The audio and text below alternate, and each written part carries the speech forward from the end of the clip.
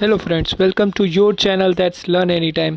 सो आज का हमारा टॉपिक है मॉडर्न इंडिया को लेकर। सो मॉडर्न इंडिया में पर्टिकुलरली हम लोग बात करेंगे एमरजेंस ऑफ गांधी की। और एमरजेंस ऑफ गांधी को हम 3 to 4 पार्ट्स में हम पूरा एक एक करके समझेंगे। आज पार्ट 1 डिस्कस करते हैं। सो गांधी जी की बात करते हैं। सो उसके पहले का जो एरा था उसके बारे में थोड़ी बात कर लेते हैं। सो 1773 से क्या होता है कि कंपनी रूल स्टार्ट हो जाता है। फिर 1857 का रिवॉल्ट होता है। उस रिवॉल्ट में मतलब उसको हमारा इंडिपेंडेंस का फर्स्ट स्ट्रगल माना जाता है।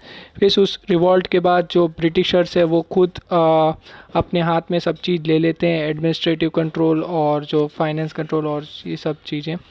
ठीक है। फिर उसके बाद हमारे गांधी जी आते हैं। गांधी जी की बात करते हैं। सो गांधी जी का जन्म होता है।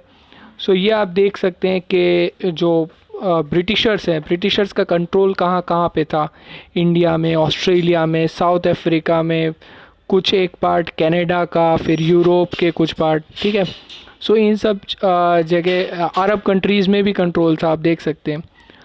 सो ये सब जो था इसी इन्हीं चीज़ों को लेकर मतलब हम आज का कुछ टॉपिक डिस्कस करेंगे। सो इनको याद रखना। सो गांधी जी के बारे में बात करते हैं। सो इनका जन्म हुआ था 1869। इनके पिताजी का नाम था करमचंद उत्तम चंद गांधी और इनकी माता जी का नाम था पुतली बाई। ठीक है। और इनका जो वो था मतलब जो इनके फादर थे वो थे दीवान थे। ठीक है। काठियावाड़ रीजन गुजरात में आता है। ठीक है। वहाँ पे वे दीवान थे। फिर वहाँ से वे जाते हैं लंदन। ठीक है। लंदन क्यों जाते हैं? वहाँ पे लंदन में जाते हैं वो बैरिस्टर मतलब लॉ की पढ़ाई करने। ठीक है। लॉ की पढ़ाई करने जाते हैं। फिर वहीं से वो आ जाते हैं 1891 में वापस से इंडिया। ठीक है। 1891 में वो लॉयर बन के इंडिया आ जाते हैं। वहाँ पे सही बात बताऊँ तो उनको थोड़ा मन नहीं लगता था। मतलब जो लॉयर बन को आए थे पर यहाँ पे कोर्ट में बैठते थे, बैठते बैठते बहुत बार सो जाया करते थे। उनका मन एक्चुअली लगता नहीं था।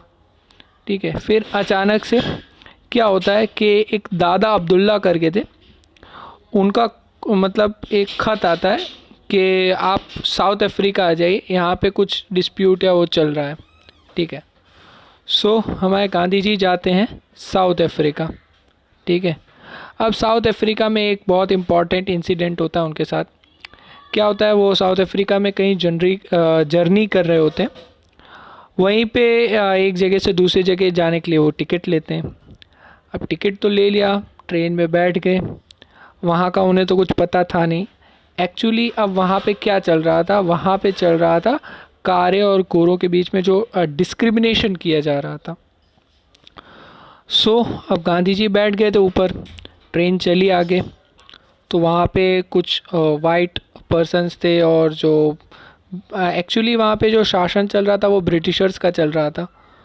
सो जो वाइट पर्सन्स थे उन्होंने बोला कि आप क्यों यहाँ पे बैठे हैं। सो उन्होंने अपनी टिकट दिखाई कि I have taken the ticket for this birth.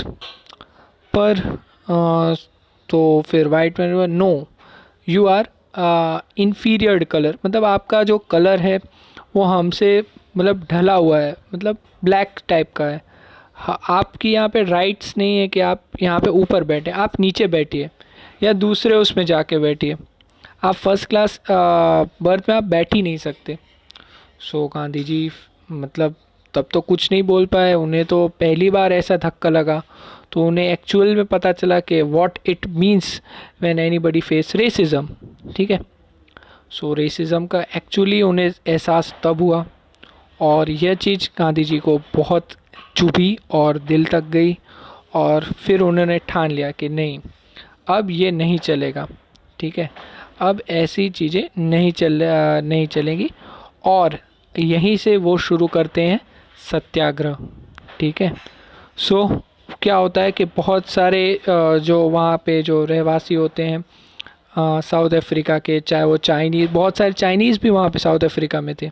वो भी याद रखने वाली बात है। साउथ अफ्रीकन्स थे, वहाँ के नेटिव्स थे। ठीक है।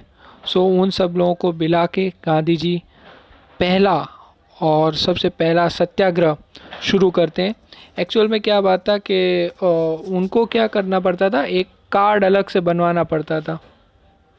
अगर आप मतलब वो ब्लैक हो या इन्फीरियर कलर हो तो उनको अलग से सब चीज़ करनी पड़ती थी, उनके लिए सब चीज़ अलग रखा जाता था कि मतलब उनका कलर ढला हुआ है सो भगवान ने उनको नीची क्वालिटी का बनाया, ऐसा मानना में था। और ऐसे कुछ टाइप के प्रोविज़न्स भी बनाए गए थे मतलब वहाँ पे ब्रिटिशर्स ने, जिनके खिलाफ़ क्या होते हैं कि गांधी जी और सब जो नेटिव्स थे सब मिलके सत्याग्रह करते हैं। ठीक है। और यह सत्याग्रह सफल रहता है। यह सत्याग्रह को माना गया है कि मतलब गांधी जी का पहला ट्रायल और प्रैक्टिस मानी गई है, जो कि हमारे इंडिया में आके बहुत आगे में जाके हमारे इंडिपेंडेंस के लिए बहुत इम्पोर्टेंट साबित होता है। ठीक है। सत्याग्रह, सत्याग्रह का मतलब सत्य के लिए आग्रह करना। ठीक है। सो यह सत्याग्रह का जो कारनामा था, गांधी जी कहाँ से शुरू करते हैं, सो साउथ अफ्रीका से शुरू करते हैं।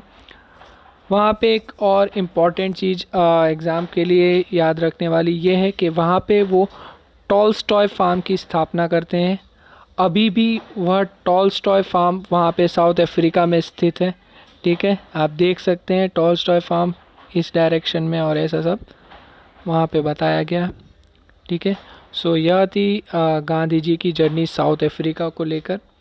इसके आगे हम नेक्स्ट वीडियो, अगले वीडियो में हम बात करेंगे कि आगे गांधी जी कौन कौन से सत्याग्रह करते हैं और कैसे इंडिपेंडेंस को लेकर उनका महत्व रहता है। Okay, thank you so much, hope so you have enjoyed the video. Like this video, share it with other friends. Okay, thank you so much.